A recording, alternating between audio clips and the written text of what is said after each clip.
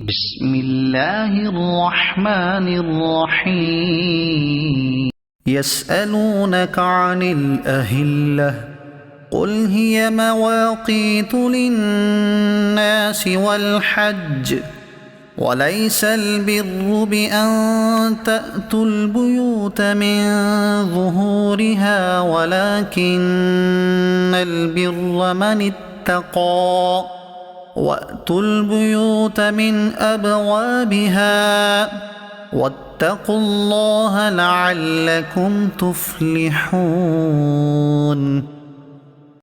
وقاتلوا في سبيل الله الذين يقاتلونكم ولا تعتدوا إن الله لا يحب المعتدين.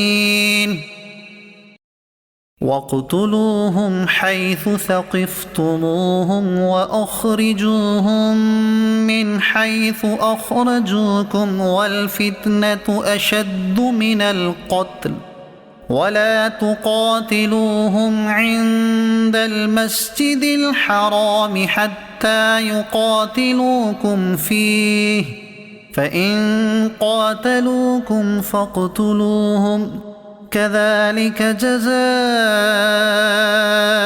الكافرين.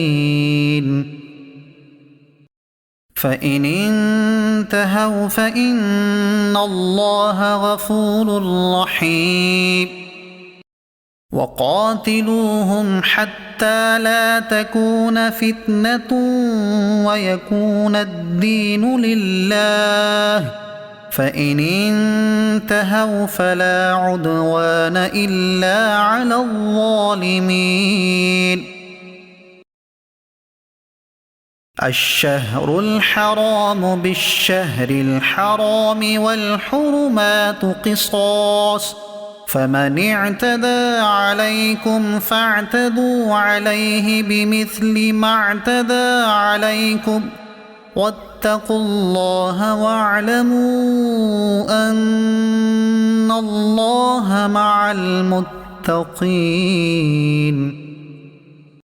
وأنفقوا في سبيل الله ولا تلقوا بأيديكم إلى التهلكة وأحسنوا إن الله يحب المحسنين.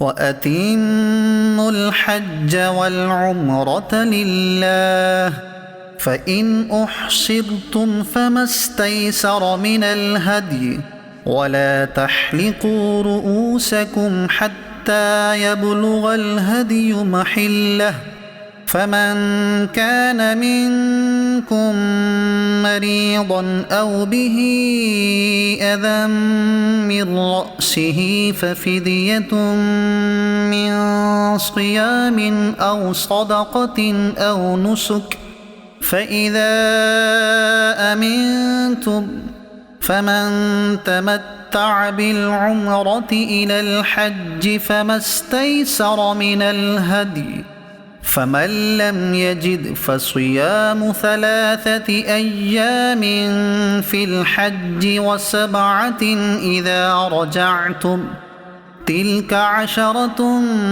كاملة ذلك لمن لم يكن أهله حاضر المسجد الحرام واتقوا الله واعلموا أن الله شديد العقاب.